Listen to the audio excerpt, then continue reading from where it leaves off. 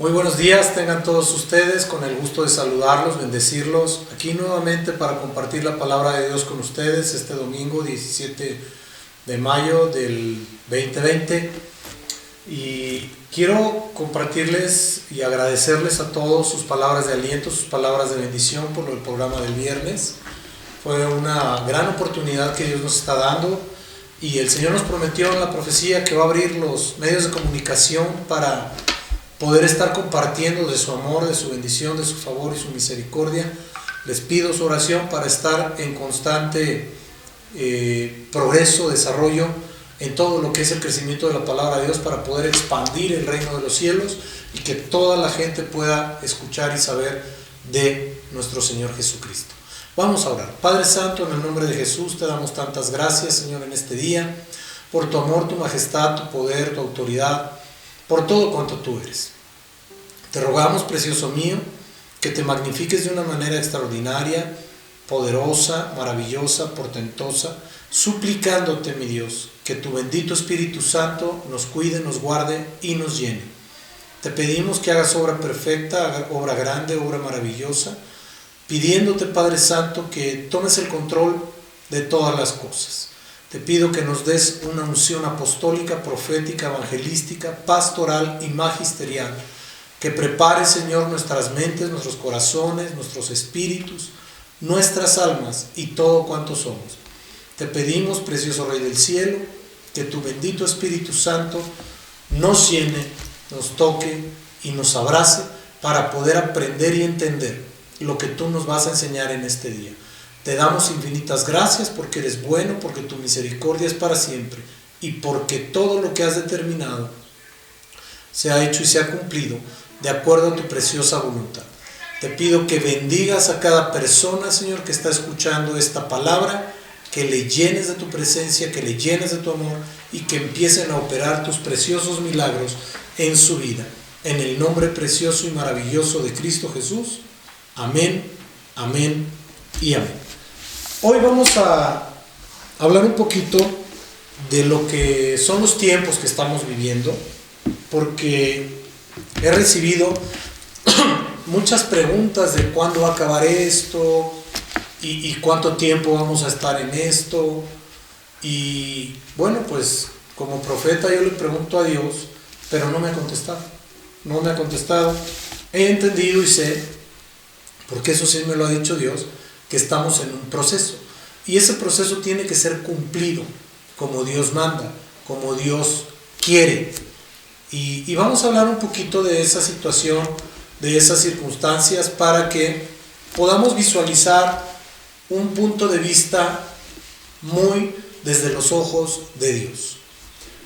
En estos tiempos de crisis o tiempos difíciles, nosotros debemos saber como regla principal qué es lo que tenemos que hacer para que nuestro corazón, nuestra mente, nuestro espíritu y nuestra alma se encuentren en paz, en calma. ¿Por qué digo esto? Porque mucha gente ha entrado en ese caos, en esa presión, en esa circunstancia completamente de caos, de crisis emocional, mental, espiritual también, preguntándose cuánto tiempo es esto, cuánto tiempo va a pasar, porque nos dijeron que era cuarentena y ya van más de 50 días, probablemente sean 60, los que puedan ser. Dios tiene el control. Tratando de lograr esto, tenemos que continuar haciendo lo que nos corresponde hacer. Las personas que puedan y deban trabajar, que lo hagan con todos los puntos de cuidado, pero los que no pueden salir a trabajar, hagan algo en casa, hagan un trabajo en casa y un trabajo que les produzca algo. No me refiero estrictamente a lo financiero, sino me refiero a una producción en todos los sentidos, porque normalmente cuando nosotros desarrollamos y generamos un recurso en cualquiera de las áreas, lo que pasa es que obtenemos esa bendición que estamos buscando. Es importante. ¿Por qué quiero centrarme en esto? Porque la Biblia nos lo enseña. La Biblia nos dice que tenemos que aprender de todo lo que se habló, se escribió y se llevó a cabo en los tiempos antiguos. Para mí es de verdad fascinante, es maravilloso. Bueno, fascinante no es la palabra porque se puede escuchar muy...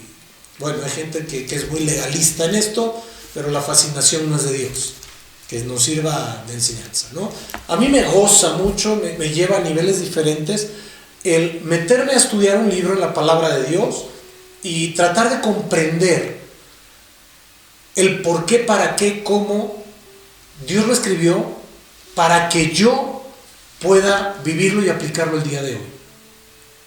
Y la palabra de Dios nos dice en el libro de Romanos, capítulo 15, verso 4, lo siguiente: porque las cosas que se escribieron antes, para nuestra enseñanza, se escribieron, a fin de que por la paciencia y la consolación de las Escrituras tengamos esperanza. Me llama mucho la atención que dice, para nuestra enseñanza se escribieron. Yo soy un convencido de que si no conocemos la palabra de Dios correctamente, si no entendemos adecuadamente la palabra de Dios, vamos a tener problemas. Es necesario la fe, pero también el conocimiento. Porque si yo no tengo conocimiento y si tengo fe, lo voy a convertir en un fanatismo, porque estoy sustentando mi fe en algo que desconozco. La fe, dice el libro de Hebreos 14, capítulo 11, verso 1, es pues la fe, la certeza de lo que se espera, la convicción de lo que no se ve. Verso 2, porque por ella alcanzaron buen testimonio a los antiguos. Y luego dice el verso 3, de modo que entendemos haber sido constituido el universo por la palabra de Dios, de modo que lo que se ve fue hecho de lo que no se veía. Eso es conocimiento porque está escrito, pero también me permite entender que mi fe debe estar situada en quien no veo. ¿Pero quién es quien no veo?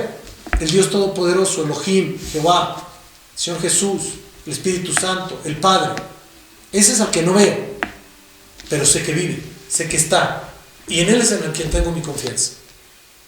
Pero si yo no conociera quién es Elohim, el Todopoderoso, si yo no conociera quién es Jehová, si yo no conociera quién es el Espíritu Santo, si yo no conociera quién es el Señor Jesús, ¿cómo podría ser yo hijo de Dios? No puedo decir que soy hijo de un Dios que no conozco. Me dirá alguien por ahí, bueno, pero es que Pablo predicó al Dios que no conocía cuando iniciaron a conocerlo. Pero una vez que conocemos a Dios, tenemos que conocerlo. Porque no debemos ser como lo que dijo Job, que es maravilloso lo que dijo, pero cuando dijo, de oídas te había oído, pero ahora mis ojos te ven, y lo que vieron los ojos de Job fue la gloria de Dios, no fue otra cosa, sino la gloria de Dios. Por eso es importante conocer racionalmente al Señor. Eso es bien importante. Les voy a poner un ejemplo. La gente hoy se está preocupando mucho por qué va a pasar, cómo va a pasar, es un caos, es un problema, pero quiero ejemplificarles algo para que entendamos este tiempo.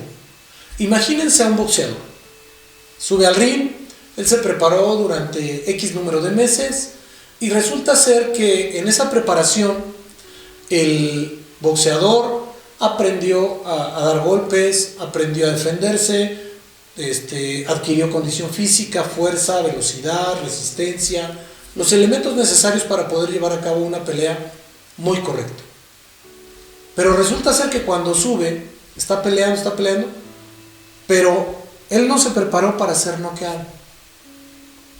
Y entonces le pega al otro boxeador y lo tira a la lona. Estando en la lona, esa cuenta que hace el referee, 1, 2, que va hasta el 10, el boxeador tiene que estar pensando en esos segundos, en recuperarse, en respirar, en mantenerse consciente para poder continuar la batalla. Porque si él pierde la conciencia, pierde la respiración y pierde el concepto de la batalla en la que está, lo que va a pasar es que ya perdió, porque le van a decir fuera, ya no puedes seguir peleando en esta batalla. Y lo que nosotros estamos lidiando en este tiempo es una batalla espiritual, pero también es una batalla en la que nosotros debemos comprender y entender, una batalla mental en la que debemos comprender y entender el por qué y para qué Dios está permitiendo esto en nuestra vida. Si somos hijos de Dios, tenemos que ver el mundo espiritual. Y si no vemos el mundo espiritual, entonces vamos a ver el mundo natural. Y un hijo de Dios que no tiene una visión espiritual está como el boxeador que cayó a la lona y dejó de respirar, dejó de concentrarse en volver a la batalla. Constantemente nuestra vida es una batalla porque el enemigo siempre tratará de destruirnos. Un soldado, por ejemplo, va a la guerra y estando en la batalla, llega a la trinchera, él tiene que buscar en esa trinchera no ser herido, no ser muerto, permanecer con vida y hacer su trabajo. Este último punto a mí me llama mucho la atención, porque muchas veces cuando nos encontramos en tiempos de crisis o caos, la gente como que se desconecta y se desconecta de su realidad y empieza a enfocar todos sus sentidos hacia el problema y no a la solución. Para esto Dios nos ha dado instrucciones que tenemos que ver y revisar. Hay factores importantes que nos rodean, pero si nosotros no los vemos racional y analíticamente, entonces los vamos a ver visceralmente. ¿Y por qué digo visceralmente? Porque va a ser una visión emocional. Oigan, no tienen que ver las vísceras con las emociones. Pregunto yo, cuando una mujer o un hombre ven a la persona de la cual están locamente enamorados siendo jóvenes a los 15, 18, 20 años, ¿no sienten algo en el estómago por la emoción? Claro. ¿Por qué? Porque hay descargas químicas y eso afecta al organismo. Por eso digo que es visceral. Las emociones no pueden regir nuestra vida. ¿Es bonito emocionarse? ¿Es bonito sentir emociones? Claro que sí, y es muy válido porque así nos creó Dios. Pero eso no puede regir nuestra vida. Lo que tiene que regir nuestra vida es la razón, porque para eso Dios nos dio algo que se llama albedrío, que es la capacidad de raciocinio más la decisión que debemos tener todos los seres humanos, y eso es lo que nos diferencia de todos los animales. Eso es bien importante. Otra de las cosas que tenemos que ver es saber y conocer el tiempo o el momento en que nos encontramos. Me llamó una persona y me dijo: apóstol, yo quiero que usted me explique algo. ¿Por qué, si nosotros somos hijos de Dios, estamos padeciendo esta situación? Y le dije: no te equivoques, no te equivoques. Punto número 1, cada uno de nosotros debemos saber y conocer las profecías que están escritas en la palabra profética más segura que tenemos, que es la Biblia. Punto número 1. Punto número 2, debes conocer tus profecías. Punto número 3, debes conocer la profecía que Dios nos dio a nosotros como pueblo, la parte del pueblo que somos, de que esto iba a venir, de que esto iba a suceder. Pero si no tenemos la memoria para acordarnos de esas profecías, entonces difícilmente vamos a comprender y vamos a entender. Nos vamos a sentir víctimas, nos vamos a sentir que somos abandonados, nos vamos a sentir que nadie nos ama, nos vamos a sentir defraudados por la persona que creemos que tiene la obligación de vernos, cuando probablemente esa persona está luchando por salir adelante en su problema, en su proceso, en este tiempo, igual que tú. Es bien importante que entendamos esa parte, esa situación del proceso. El proceso, como tal, es una secuencia de pasos dispuesta con algún tipo de lógica para llegar a obtener un resultado específico. Pensemos jurídicamente. Un proceso se inicia con una acción que se llama demanda. Después viene otro paso del proceso que se llama emplazamiento, notificación. Después viene otro paso que es la contestación de la demanda. Después viene otro paso en donde cada una de las partes probará lo que le corresponda conforme a derecho. Después viene otro paso que se llama desahogo de pruebas. Después viene otro paso que se llama alegatos. Y después viene otro paso en el que se llama sentencia, más los recursos que se puedan interponer. Pero eso es un proceso jurídico. De esa forma, el proceso que nos toca vivir en este tiempo tiene sus pasos. Y los pasos deben ser muy claros, muy claros. Y no solo es para nosotros como hijos de Dios, esto lo está viviendo todo el mundo. Todo el mundo. No debemos perder de vista eso. ¿Por qué? Porque si nosotros no tenemos en cuenta lo que dice Efesios 4:13, que tenemos que llegar a la estatura y medida del varón perfecto, que es Cristo Jesús, entonces, ¿qué estamos buscando? Dice la palabra de Dios, Efesios 4:11 al 13. Y él mismo constituyó a unos apóstoles, a otros profetas, a otros pastores, a otros evangelistas, a otros maestros, a fin de perfeccionar a los santos para la obra del ministerio, para la edificación del cuerpo de Cristo. Atención. Perfeccionar a los santos es el objetivo de los ministerios. Perfeccionar a los santos para la obra del ministerio, para la edificación del cuerpo de Cristo. No es para que se levante alguien y se ponga un gafete o se ponga un nombramiento. No, eso es aparte. Y si lo quieren poner, que se lo pongan, y si no, pues no pasa nada. Verso 13. Hasta que todos lleguemos, todos, habla del cuerpo de Cristo, a la unidad de la fe y del conocimiento del Hijo de Dios.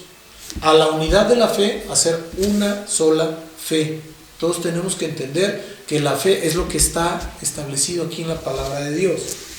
Al conocimiento del Hijo de Dios, se llama Jesús de Nazaret. A un varón perfecto, habla del cuerpo de Cristo.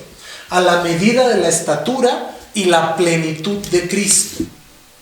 Entonces, tenemos que entender que el cuerpo de Cristo, que es la iglesia, va a pasar los mismos pasos que tuvo el Señor Jesús. Y cada cristiano tiene que pasar esos pasos para llegar a la estatura y la medida del varón perfecto, a la plenitud de Cristo. ¿Cuáles son estos pasos? El nacer, es el momento en que recibes a Cristo. Viene tu desarrollo, como lo tuvo el Señor Jesucristo, de niño, adolescente, hasta que llegó adulto. Viene el punto en el que tienes que empezar a trabajar el trabajo o ministerio que Dios te ha dado, que fue cuando el Señor Jesús fue al Jordán para ser bautizado por Juan y le dijo, no, yo te necesitaría ser bautizado por ti. Y le dijo el Señor, hazlo porque así conviene, así está escrito. Entonces tenían que cumplir con la palabra de Dios, con la ley, con lo que estaba manifestado, con la profecía también. Iniciar el trabajo, y de haber iniciado el trabajo, viene un proceso que es el que le cuesta mucho trabajo a la iglesia, el ser apresados. ¿Y cómo puede ser el cuerpo de Cristo apresado? El cuerpo de Cristo es apresado cuando es circunscrito por filosofías, por ideas, por ataques demoníacos, por un sinnúmero de cosas. Y ahí es donde se va a conocer la templanza de los hijos de Dios, asemejando la crisis que estamos viviendo. Me llamó mucho la atención hace muchos años que vi una imagen en donde veía yo una tienda con barrotes de piso a techo, como si fuera una reja. Bueno, no como, era una reja. Y decía, increíble es que los que trabajan honestamente estén tras las rejas, y muchos de los que no hacen las cosas bien y se dedican a delinquir estén fuera de las rejas. Es bien impresionante, pero es una realidad, ¿no?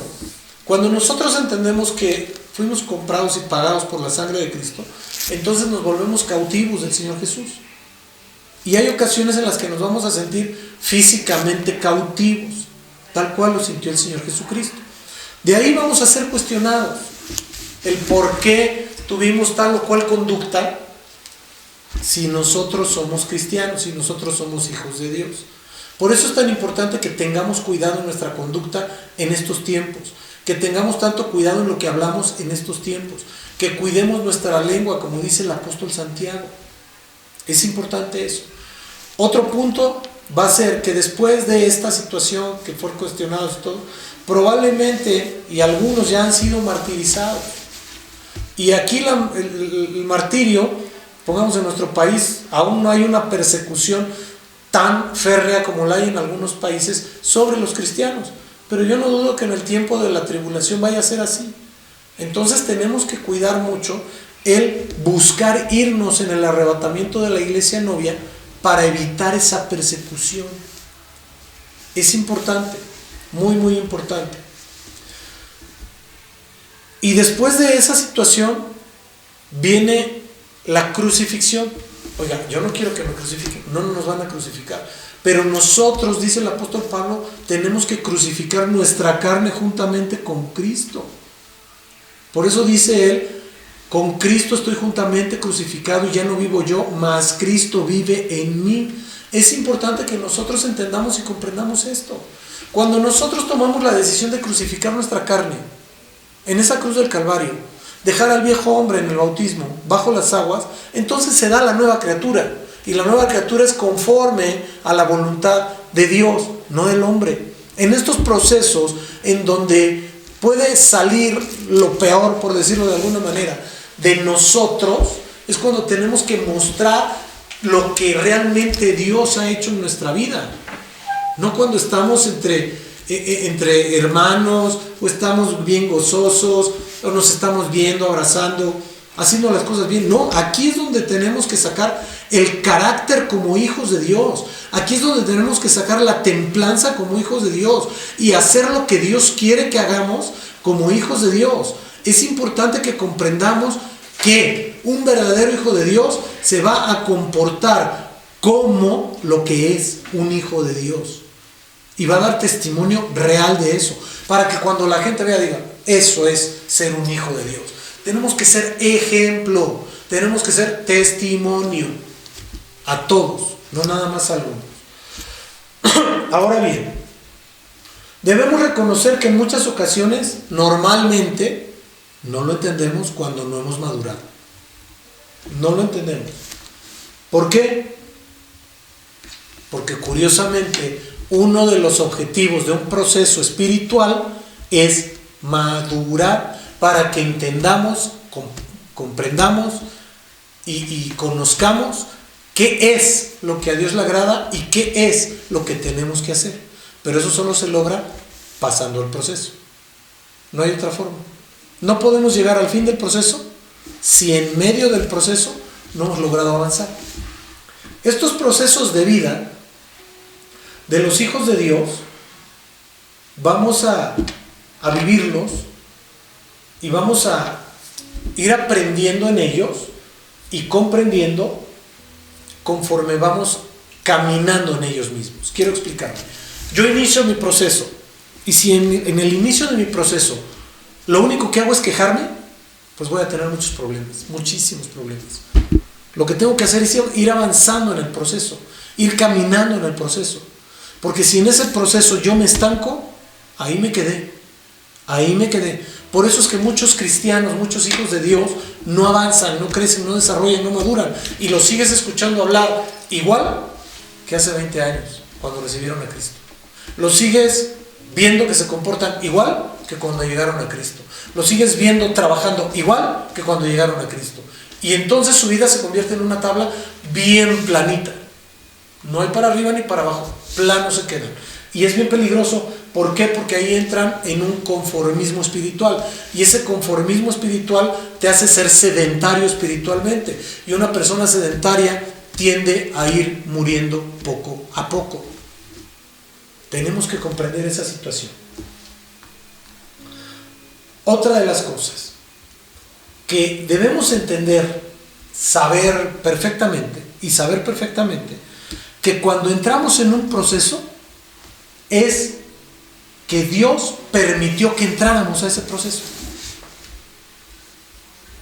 Pensemos en regiones del mundo. Si a Dios le hubiera placido que solo en China, porque fue donde fue el primer brote, no porque juzgue yo nada, sino que solo ahí en Wuhan, donde se dio el primer brote del COVID-19, se quedara solo ahí se hubiera quedado, aunque fuera lo que fuera. Dios hace un cerco divino y no sale nada. Pero este proceso es para todo el mundo. No nada más es para los chinos, no nada más es para los estadounidenses, no nada más es para los españoles, no nada más es para los italianos, refiero a estas naciones porque son las que más han sido afectadas, no nada más es para los mexicanos, no nada más es para puertorriqueños, para panameños, en fin, para todos, salvadoreños, hondureños, guatemaltecos, no, es para todos, para todos. Y debemos comprender y entender que nosotros estamos dentro de ese proceso. Y si estamos dentro de ese proceso y nos encontramos ahí, debemos comprender que Dios nos permitió entrar para bendecir nuestras vidas mediante la maduración, el desarrollo, el conocimiento de muchas cosas. Probablemente en el hecho de desarrollar un conocimiento de precaución para no ser contagiados y para algunas otras cosas más. Ok. Otra cosa que debemos tener bien clara con el Señor es que el libro de Romanos, capítulo 8, versos 28 al 30, nos dice que somos más que vencedores. Verso 28. Sabemos que a los que aman a Dios, yo siempre que le he preguntado a una persona, le digo, ¿amas a Dios? De los que se dicen cristianos. Y la pregunta es categórica. Sí, claro que sí lo amo. Y dice la siguiente parte. Todas las cosas les ayudan a bien. Ahí podría poner yo, el COVID le ayuda a bien. No me diga eso. Pues si dice todas las cosas, el COVID-19 está dentro de todas las cosas. Se oye de risa, pero es real. Esto es los que conforme a su propósito somos llamados. Verso 29. Porque a los que antes conoció, también predestinó. Aquí está la predestinación espiritual, para que fuesen hechos conforme a la imagen de su Hijo, el Señor Jesucristo, para que Él sea el primogénito de entre muchos hermanos. El Señor Jesús es nuestro hermano primogénito en esta área. Y a los que predestinó, o sea, a ti y a mí, a estos también llamó, y a los que llamó también justificó, y a los que justificó, a estos también glorificó. Y dice la Escritura más adelante, porque por eso somos más que vencedores. Más que vencedores. Y cuando yo entiendo que soy más que vencedor a través de los procesos que Dios me permite vivir, entonces empiezo a caminar de acuerdo a la instrucción que Dios me da dentro del proceso. Esto nos llevará a entender que siempre que como hijos de Dios debemos esperar los tiempos de Dios. Otra cosa que es importante es que cuando Dios permite que entremos a un proceso, va a ser difícil, va a ser complicado, probablemente no lo entendamos, probablemente no lo entendamos, pero el vivirlo y salir victorioso en él nos va a dar la capacidad de comprensión y de atención en todos los procesos que sean posteriores al proceso al que Dios ya me permitió vivir. Por eso es que nosotros, cuando nos encontramos en los procesos de vida que Dios nos permite vivir, debemos comprender bien claramente que hay muchísimas cosas que vamos a ir aprendiendo, conociendo, que nos va a permitir desarrollar y madurar corpóreamente, espiritualmente, almáticamente, emocionalmente y mentalmente. Esos 5 puntos nos van a hacer unas personas maduras integralmente hablando. Por eso es bien importante entender cuando Dios nos muestra un ejemplo bien claro. El ejemplo más claro que tenemos es el Señor Jesús, y es el que acabamos de hablar hace un ratito, ¿no? Le permite a su Hijo, al Rey de Reyes y Señor de Señores, al Dios de todo el universo, al que todo lo hizo por Él y para Él, le permite nacer en un pesebre, un comedero de bueyes. Le permite nacer en una familia común y corriente, donde el padre era carpintero y él mantenía la casa, y como todo carpintero pues puede tener sus tiempos muy buenos y sus tiempos difíciles. Entonces el Señor Jesús vivió todo eso. Le permitió desarrollarse con hermanos de sangre, mínimo eran 6 hermanos. Lo dice la palabra de Dios. Dice el capítulo 6, verso 3 del libro de Marcos: ¿no es este el carpintero, hijo de María? Le habla del Señor Jesucristo. Hermano de Jacobo, de José, de Judas, de Simón. ¿No están también aquí con nosotros sus hermanas? Repito, Jacobo, José, Judas, Simón. 4.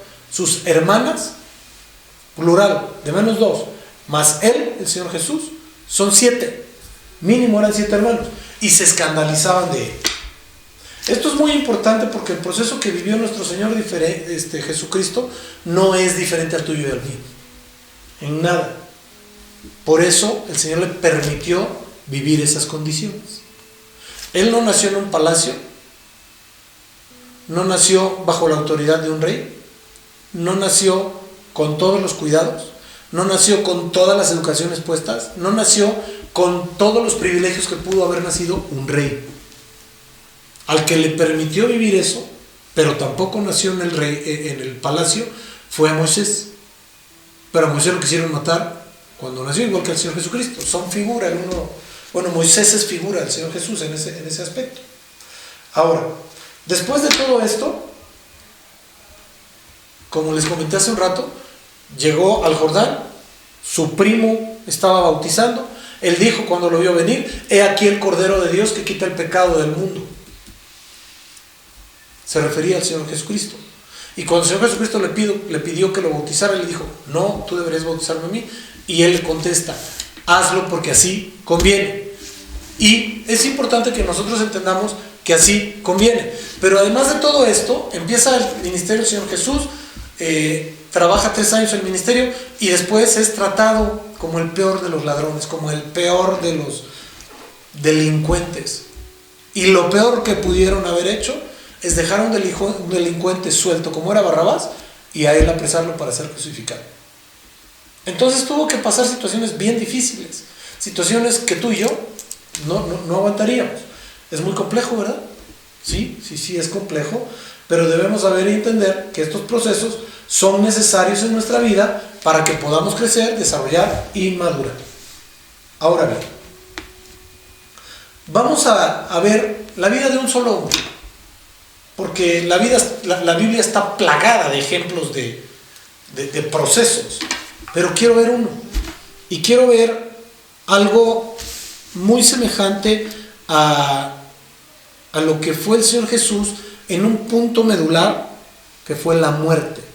Porque cuando una persona está a punto de perder la vida, valora muchas cosas, entiende muchas cosas, comprende muchas cosas. Y la vida de este personaje que vamos a ver, a mí en lo personal me llama mucho la atención. Es la vida de Isaac. Y te voy a pedir que vayamos al capítulo 26, verso 1, por favor. Dice la palabra de Dios: después hubo hambre en la tierra, además de la primera hambre que hubo en los días de Abraham, y se fue Isaac a Amibelec, rey de los filisteos, en Gerar. Ok. Dice que hubo hambre después de la primera hambre. Y las hambres no son como tú y yo las imaginamos. ¿Por qué? Porque la Biblia nos dice que cuando hubo hambre, los padres se comían a los niños, con tal de no morir y que los hijos no sufrieran. Preferían matarlos y comérselos para ver cómo salían adelante ellos. Bien crudo, bien fuerte, pero bien real. En un ratito más te paso la cita de donde dice que se comían a los niños. Pero hubo hambre, y esta hambre obligó a Isaac a ir hacia Gerar, a Amibelec. Amibelec era un término que le daban al rey filisteo, pero allá fue con los filisteos. Y se le apareció Jehová y le dijo: no desciendas a Egipto con Faraón, no desciendas para allá. Habita en la tierra que yo te diré. Habita como forastero en esta tierra y estaré contigo. Y te bendeciré, porque a ti y a tu descendencia daré todas estas tierras, y confirmaré el juramento que hice a Abraham tu padre. Multiplicaré tu descendencia como las estrellas del cielo y daré a tu descendencia todas estas tierras, y todas las naciones de la tierra serán benditas en tu simiente. Ok. Aquí a mí me llama mucho la atención algo, que Dios le dice, habita como forastero, punto número 1. El forastero es el que nadie conoce y el que no tiene cómo proveerse de bienes. Pero le dice, yo estaré contigo y te bendeciré, porque a ti y a tu descendencia daré todas estas tierras. Confirmaré el juramento que hice con Abraham, tu padre. Es importante que veamos esta situación. Pero veamos lo que dice el verso 5. Por cuanto oyó Abraham mi voz y guardó mi precepto y mis mandamientos, mis estatutos y mis leyes. Entonces Abraham tuvo que guardar, no solo escuchar, guardar el precepto de Dios, que es la ordenanza, la ley de Dios, los mandamientos, las órdenes que Dios le dio, y luego dice estatutos y leyes. Habla de ordenanzas, mandamientos, estatutos y leyes. Son 4 tipos de reglamentación especificadas. Y dice la palabra de Dios que Abraham guardó los 4 tipos de reglamentación que Dios le marcó. No se hizo ni para derecha ni para izquierda. Ahora bien, ¿qué fue lo que hizo Isaac? Dice el verso 6. Habitó pues Isaac en Gerar. Simplemente es obediencia. No hay más. Isaac se sujetó a lo que Dios le habló. No es que confírmame, dime. Oyó la voz de Dios y obedeció. Punto. Y los hombres de aquel lugar le preguntaron acerca de su mujer. Y bueno, empieza toda la misma secuencia que con Abraham en Egipto. Y dijo que era su hermana porque tenía miedo. Y entonces lo ve Amimelec y le reclama y le dice: ¿por qué has hecho esto? Por poco me hubiera dormido alguno del pueblo con tu mujer y hubieras traído sobre nosotros pecado. Okay. Entonces Amimelec mandó a todo el pueblo, estoy ya en el verso 11, diciendo: el que tocare a este hombre o a su mujer de cierto morirá, siendo él el rey. Pero me llama mucho la atención lo que dice el verso 12. Y sembró Isaac en aquella tierra y cosechó aquel año 100 por 1 y le bendijo Jehová. Punto número 2. El primero es que obedeció. Lo acabamos de ver en el verso 20, en el verso 6 del capítulo 26. Dice: habitó pues Isaac en Gerar. Obedeció, punto. Verso 12. Y sembró Isaac en aquella tierra y cosechó aquel año 100 por 1 y le bendijo Jehová. Oiga, pues eso es normal, ¿no? No, pero no pierdas de vista que él venía de una hambruna, de una crisis, y llegó en crisis. Es importante esto. Y fíjate lo que dice después el verso 13.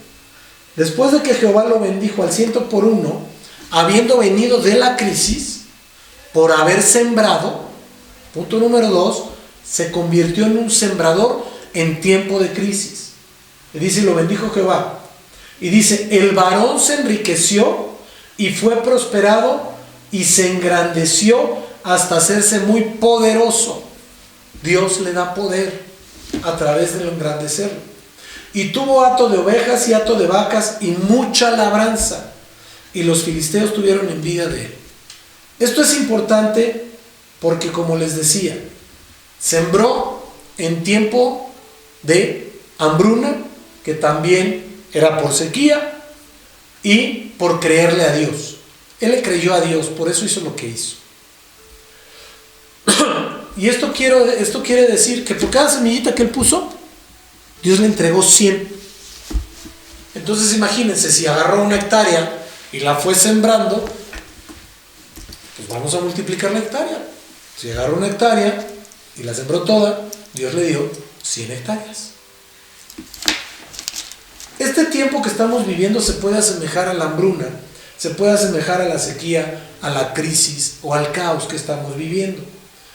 ¿Por qué? Porque no tenemos los recursos que normalmente tenemos, porque necesitamos hacernos de satisfactores para sacar adelante nuestra familia, porque necesitamos la libertad ante todo y nos sentimos coartados de la libertad. No tienes un policía en tu casa, pero sí te están diciendo a cada rato: quédate en tu casa, quédate en tu casa, quédate en tu casa, te vas a enfermar, puedes tener problemas, puedes tener complicaciones. Es muy, muy complicado, pero se asemeja. Y esto nos debe servir para asirnos de las promesas de Dios, así como lo hizo Isaac. Dios le dijo, lo acabamos de ver, y dice: y sembró Isaac, verso 12, en aquella tierra y cosechó aquel año 100 por 1, y le bendijo Jehová, y el varón se enriqueció y fue prosperado y se engrandeció hasta hacerse muy poderoso, y tuvo hato de ovejas, hato de vacas y mucha labranza. Pero vemos que antes el Señor le había hablado a Isaac. En el verso 4 y en el verso 5 le dio instrucciones precisas. Bueno, desde el verso 2 le dijo: no desciendas a Egipto. Él obedece, y entonces por su obediencia y creyéndole a Dios es que viene todo esto que estamos viendo. Después de esta situación en donde él se hace bien poderoso, pues lo corren. De donde llegó, ahí con Amimelec, lo corren. Dice el verso 15: y todos los pozos que habían abierto los criados de Abraham, su padre, en sus días, los filisteos los habían cegado. ¿Quién? La ascendencia de Amimelec, de con quien que habló. Ahora, verso 16: entonces dijo Amimelec a Isaac: apártate de nosotros, porque mucho más poderoso que nosotros te has hecho. Se lo corre. E Isaac se fue de allí y acampó en el valle de Gerar y habitó allí. Se fue al valle, lejos de la ciudad, lejos. Gerar quiere decir lugar de comodidad, lugar de confort. Veamos esto. Y entonces se aparta de ese confort y va a otro lugar que también es parte del confort, pero no tan confortable. ¿Por qué? Porque dice el verso 18: y volvió a abrir Isaac los pozos de agua que habían abierto en los días de Abraham su padre, y que los filisteos habían cegado después de la muerte de Abraham, y los llamó por los nombres que su padre los había llamado. Aquí debemos visualizar algunas cosas nosotros. Cuando volvemos o regresamos a las sendas antiguas, que es lo que vimos prédicas atrás en la puerta vieja, siempre encontraremos bendición, siempre. ¿Por qué? Porque esas sendas antiguas nos guiarán a los primeros pasos que Dios nos ha enseñado, que Dios nos ha entregado para avanzar y caminar por el buen camino. Y en el buen camino es donde vamos a encontrar la bendición. Por eso el profeta Jeremías dice lo siguiente: así dijo Jehová: paraos en los caminos y mirad y preguntad por las sendas antiguas, cuál sea el buen camino. Andad por él y hallaréis descanso para vuestra alma. Mas dijeron: no andaremos. Es una decisión personal lo último.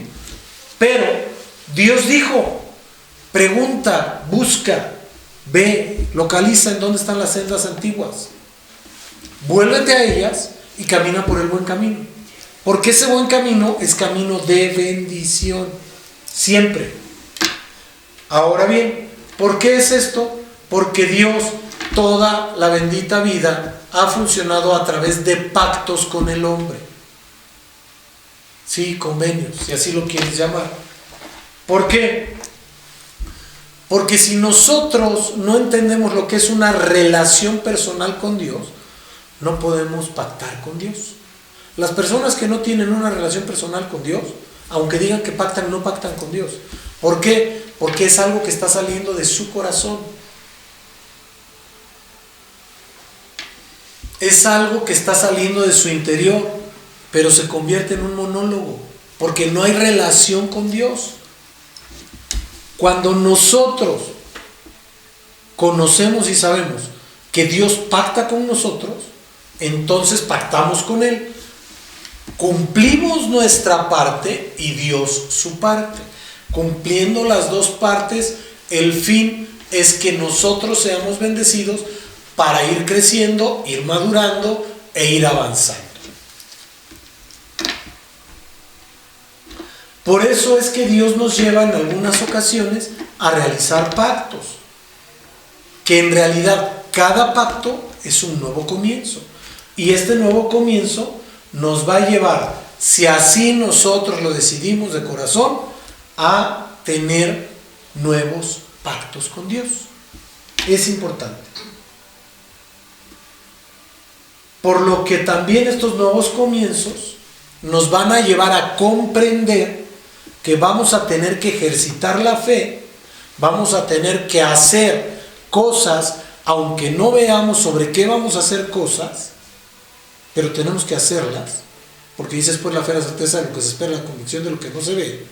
Vamos a tener que hacer cosas y tendremos que entrar necesariamente a caminar en el mundo de la profecía. Y cuando nosotros accesamos a caminar en el mundo de la profecía, entonces estamos entrando a un nuevo nivel espiritual en el cual nuestra vida espiritual va a empezar a dar pasos en fe, en algo que no ve, que no conoce, pero sabe que existe porque Dios está vivo. Es importante esto. Y esto nos va a llevar a que, como estamos en nuevos comienzos, van a venir nuevos nombres a nuestra vida. ¿Y por qué me dice esto? Vamos a ir un ratito adelante. Apocalipsis 2:17 dice lo siguiente: el que tiene oído, oiga lo que el Espíritu dice a las iglesias. Al que venciere. Esta palabra nunca la debes perder de vista. Al que venciere, esta frase. Daré de comer del maná escondido, y le daré una piedrecita blanca, y en la piedrecita escrito un nombre nuevo, el cual ninguno conoce sino aquel que lo recibe. Nombre nuevo. Apocalipsis 3:12 dice lo siguiente: al que venciere yo lo haré columna en el templo de mi Dios, y nunca más saldrá de allí, y escribiré sobre él el nombre de mi Dios y el nombre de la ciudad de mi Dios, la nueva Jerusalén, la cual desciende del cielo, de mi Dios, y mi nombre nuevo. Dios, el Señor Jesús, nos va a dar otro nombre nuevo. ¿Esto qué quiere decir? Que cuando nosotros hacemos pactos con Dios, Dios nos va a llevar incluso a entender que vamos a tener nuevos nombres, para que son, yo lo he llamado que son como las claves, las contraseñas que utiliza uno. Tu nombre nuevo te da acceso. No tienes el nombre nuevo, no tienes acceso, porque son diferentes niveles de relación. Y cada vez que tú vas a pactar con Dios, Dios te va llamando y te va intimando, por decirlo de alguna manera, y te va dando y enseñando cosas nuevas. Y esas cosas nuevas van a ser la llave para ingresar a nuevos niveles proféticos en tu vida y en la vida del Señor. Y obviamente eso te va a llevar a nuevas victorias, a nuevos entendimientos, a nuevos desarrollos, a nuevos comprenderes, a una nueva maduración espiritual. No porque yo diga que soy maduro, que estoy en otro nivel espiritual, lo voy a estar. ¿Cómo tengo que mostrar esto? A través de mi testimonio, nada más. Así es como opera, así es como funciona. Porque muchas veces resulta que creemos que estamos en un nivel y realmente no hemos llegado, por decir algo, si lo cuantificamos numéricamente, no, yo ya estoy en el número 4, el número 5, y realmente no he pasado del número 1. Por eso dice el apóstol Pablo, nadie tenga más alto concepto de sí mismo que el que debe tener de acuerdo a la medida de fe que Dios repartió a cada uno. Es importante entender esto. Ve, versículo 19 de Génesis 26. Cuando los siervos de Isaac cavaron en el valle y hallaron allí un pozo de aguas vivas. Verso 20. Los pastores de Gerar riñeron con los pastores de Isaac, diciendo, el agua es nuestra. Por eso llamó el nombre del pozo Esek, porque habían altercado en él. Esto de las aguas vivas se refiere a agua que era buena para beber, incluso para el ser humano. Y si era buena para beber para el ser humano, pues era buena para los animales y buena para la siembra. Hay que ver algo que es bien importante. Esek quiere decir altercado, lucha, contención. Esto quiere decir que en estos tiempos de crisis o caos nos vamos a ver en altercados, nos vamos a ver en luchas y nos vamos a ver en contenciones. Es importante. Verso 21. Y abrieron otro pozo y también riñeron sobre él y llamó su nombre Sidna. Sidna quiere decir enemistad, acusación. Y este nombre proviene de la raíz del hebreo Shatán, que quiere decir Satán o Satanás, pero realmente era enemistad o acusación. Por eso el enemigo es el acusador. Y esto quiere decir que en tiempos difíciles vamos a encontrar enemistades, vamos a encontrar acusaciones, incluso vamos a estar de frente con el enemigo, en la forma que él se quiera presentar. Verso 22. Y se apartó de allí y abrió otro pozo, y no riñeron sobre él, y llamó su nombre Rehobot. Y dijo, porque ahora Jehová nos ha prosperado y fructificaremos en la tierra. ¿Qué quiere decir Rehobot? Rehobot quiere decir espacios abiertos, lugares anchos o espaciosos, extensiones grandes, lugar de calles anchas, lugar de abundantes aguas. Esto nos lleva a entender algunas cosas que nosotros debemos visualizar en este tiempo. Y este tiempo es importante que nosotros lo comprendamos. ¿Para qué? Para que no perdamos de vista a dónde nos quiere llevar el Señor. Durante el proceso te vas a encontrar Esek, te vas a encontrar Sidna, pero también te vas a encontrar Rehobot. Es muy importante. Ahora bien, te voy a leer algo. La ubicación de Rehobot está identificada con Ruheibe, a unos 43 kilómetros del sudeste de Rafia. Y esta población se manifestó cercana al río Éufrates. De ahí no se alcanzaba a ver porque eran 43 kilómetros. Pero el río estaba a 43 kilómetros. ¿Y usted cómo sabe esto? En Génesis 36-37 dice lo siguiente.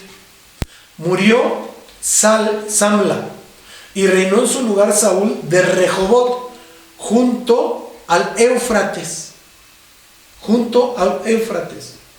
Atención en esto, porque esto nos da una fórmula divina para nosotros. Nosotros debemos continuar trabajando, esforzándonos y luchando de una forma fuerte, de una forma constante. ¿Para qué? Para que Dios haga la obra. Si nosotros nos quedamos sentados, va a resultar que no va a pasar nada. Pero si seguimos buscando, obedeciendo la voz de Dios, sujetándonos a la voz de Dios, creyendo en las promesas de Dios, a pesar de la crisis, a pesar del caos, y aún en ese tiempo sembramos, Dios nos va a bendecir, nos va a multiplicar y nos va a levantar en prosperidad. Y probablemente después de esto genere problema. Y vamos a tener que ir otra vez en el mismo caos o sobre de la misma ruta a buscar esa agua de vida que es el Señor Jesús y el Espíritu Santo. Y en esa búsqueda probablemente el enemigo te vaya a llevar a Esek, altercar, a pelear, a ver si estoy bien, a tener enemistad o acusación, perdón. También te va a llevar, Sitna es enemistad o acusación, Esek es altercado y contención. Repito, probablemente en esa búsqueda el enemigo se va a presentar con altercados, con contenciones, también se va a presentar en enemistades o acusaciones. Les pregunto yo, ¿quién no ha tenido en este tiempo un altercado o una contención porque no has hecho lo que la gente cree que debes hacer, aunque no es tu obligación? ¿Quién no ha tenido alguna enemistad porque cree que ya lo defraudaste, porque ya le fallaste, o te ha acusado de algo que no has hecho porque no es tu obligación?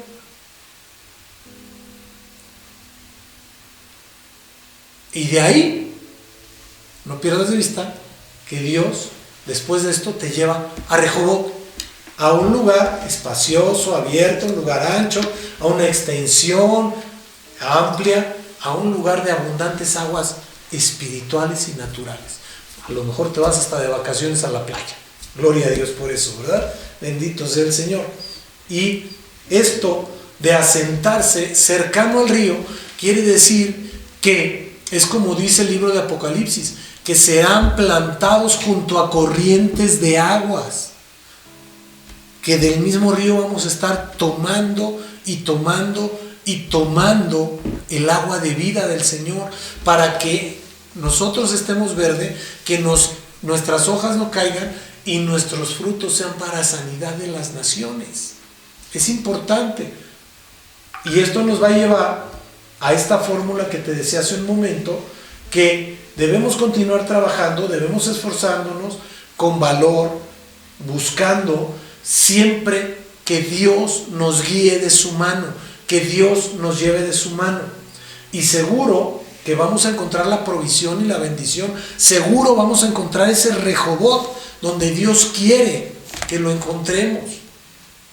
¿Por qué? Porque ahí en Rehobot es donde abundará Dios, donde te llenará Dios, donde te bendecirá Dios, donde habrá aguas abundantes para tu vida y para la de los tuyos.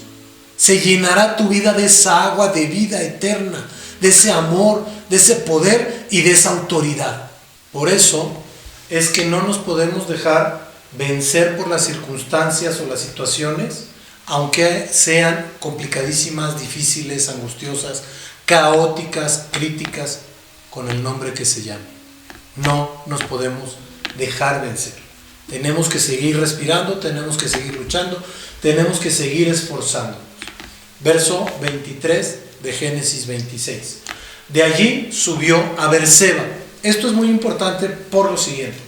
Beerseba viene del hebreo Beer-Sheba, que significa pozo de 7, o también pozo del juramento, o también los 7 pozos y el juramento, o el pozo del 7 y el juramento. De cualquiera de las formas, es importante que nosotros veamos la figura de bendición proféticamente hablando que nos da Beerseba, porque 7 es número de perfección divina. Juramento es una afirmación o negación poniendo de testigo a Dios en este caso.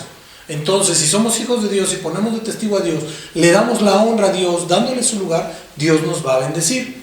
Y si conjugamos los dos, estamos hablando de que la perfección de Dios va a estar con nosotros siempre. Ahora bien, para entender esta situación de Isaac, en cuanto a la siembra, lo que cosechó, que se hizo poderoso, millonario, y lo que ustedes quieran, gusten y manden, no dice millonario, pero se hizo muy poderoso financieramente hablando, debemos entender que, aparte de los pozos que él cavó, había buscado en los pozos de su padre, o sea, buscó en las sendas antiguas, y eso lo llevó a más.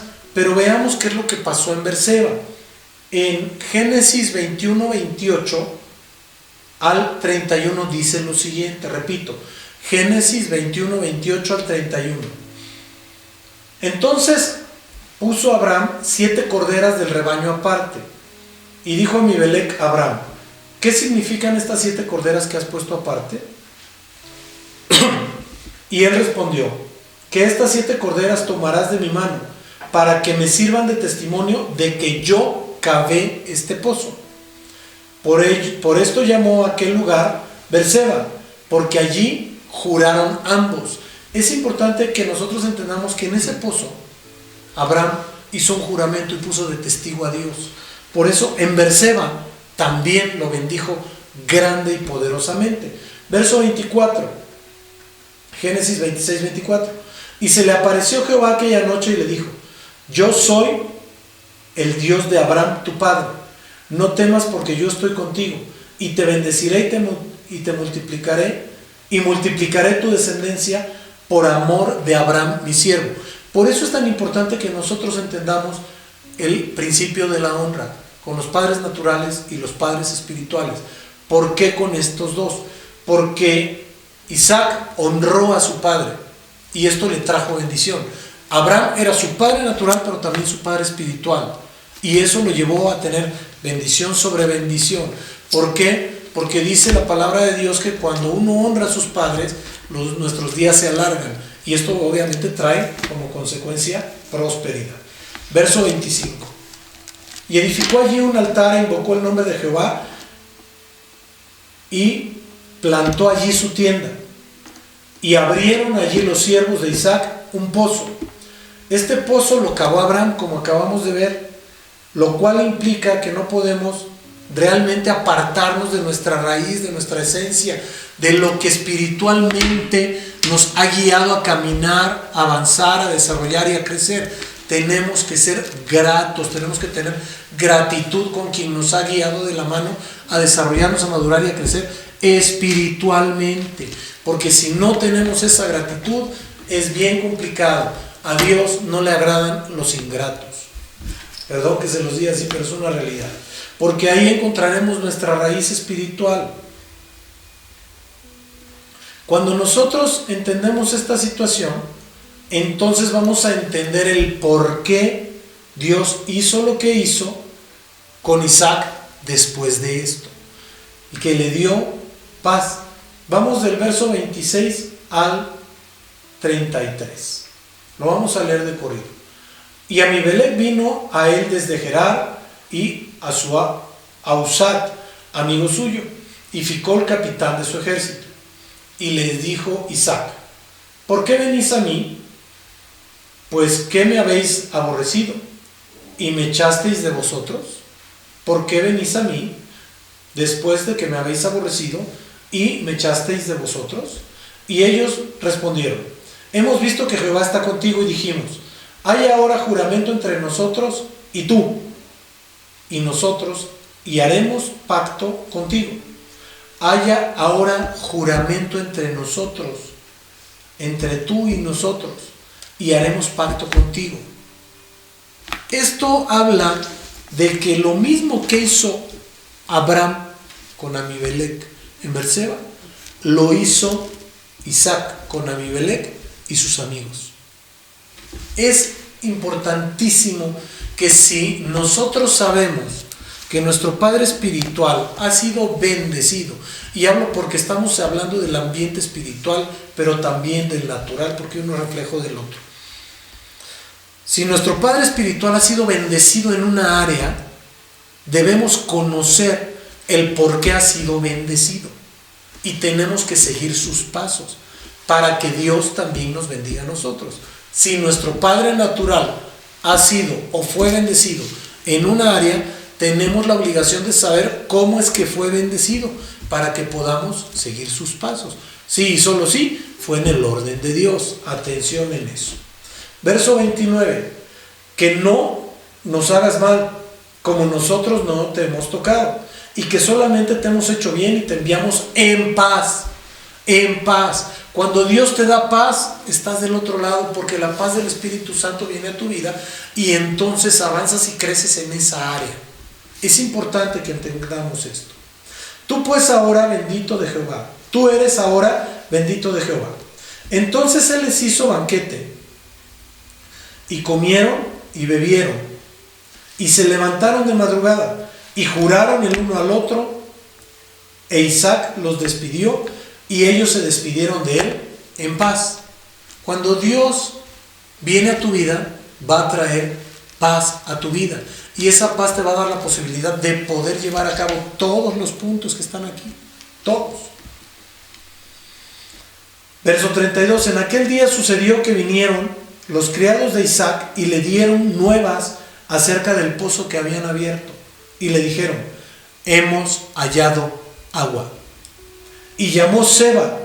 Por esta causa el nombre de aquella ciudad es Beerseba hasta este día. Quiero resumir esta situación en muy pocos puntos. Punto número 1. Para que nosotros podamos ser victoriosos y tener bendición en época de crisis, en época de caos, en época de contingencia, y lo quiero aterrizar al tiempo que estamos viviendo ahora, en este tiempo. Para obtener bendición, tenemos que seguir trabajando, tenemos que seguir operando, tenemos que seguir luchando, tenemos que seguir esforzándonos, obedeciendo a Dios, conociendo lo que Dios ha hablado de nosotros, conociendo lo que dice la palabra de Dios, haciendo lo que dice la palabra de Dios, aun cuando estemos en contingencia, en la medida de las posibilidades. Otra de las cosas, debemos sembrar para que Dios nos prospere, porque sembramos en escasez y Dios nos va a bendecir 100% en esa escasez, porque cuando nosotros sembramos, bendecimos la tierra donde sembramos, y tenemos que conocer la tierra en la cual estamos sembrando. Yo he conocido mucha gente que de repente siembra, y siembra mucho, y me ha llegado y me han preguntado: oiga, yo sembré y no he tenido ningún fruto de esa siembra. Dios no me ha bendecido. ¿Por qué? Porque seguramente sembraron una tierra que no debían de haber sembrado. La primera siembra que siempre tenemos que hacer es en nuestra tierra, en lo que es nuestro, llámese natural o llámese espiritual. Y diré como dice el apóstol Juan: el que tiene oído, oiga lo que el Espíritu dice a las iglesias. Punto número 2. Tenemos que buscar las profundidades de Dios para que venga el agua. Podrá venir el enemigo a altercar, a acusarnos. Podrá venir el enemigo a confrontarnos, a difamarnos, a hacer lo que quiera. Pero tenemos que seguir.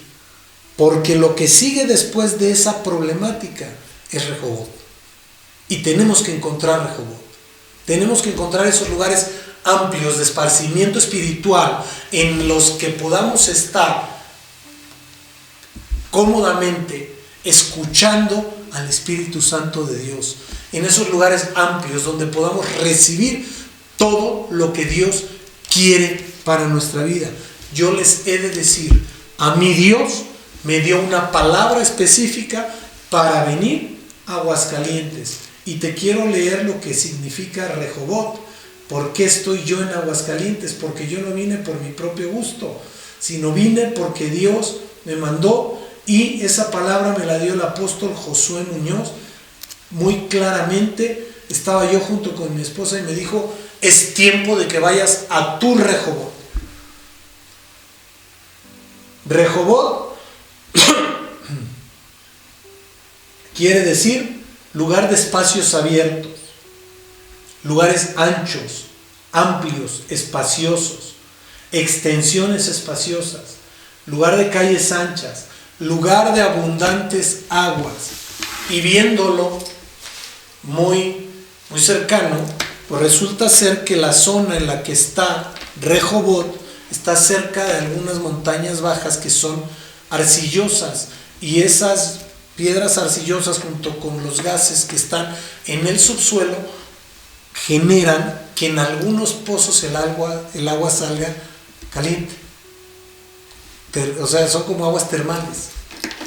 Y entonces entendí, después de haber estudiado esto, aguas que sean termales, aguas que sean calientes, Comprendí el por qué cuando llegué aquí a Aguascalientes Dios me dijo, yo te he de traer a esta tierra a hacer cosas grandes y maravillosas que tú no has visto. Gloria a su nombre por eso, gloria a Dios porque lo obedecí como Isaac, gloria a Dios porque sigo sobre el trabajo, sigo cavando pozos, estoy en Rehoboth, pero necesitamos Berseba siempre, siempre, siempre, porque el Berseba espiritual es cada que tú te metes al río de Dios, cada que tú te metes a buscar las profundidades del Espíritu.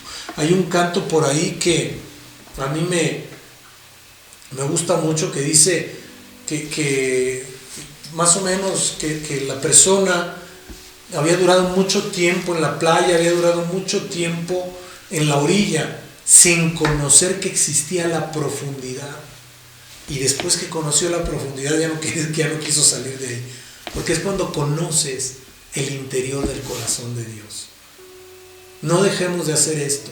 Quiero decirte algo y quiero orar por ti, pero antes de orar, quiero que te lleves bien esto. No te puedes dejar vencer. No te puedes caer. La Biblia nos dice que en Él somos más que victoriosos. La Biblia nos dice que tenemos que ganar cada batalla. La Biblia nos dice que tenemos que luchar y esforzarnos. ¿Para qué? Para poder tener todo aquello que Dios ha prometido para nuestra vida. Por eso el Señor le dijo a Josué, esfuérzate y sé muy valiente.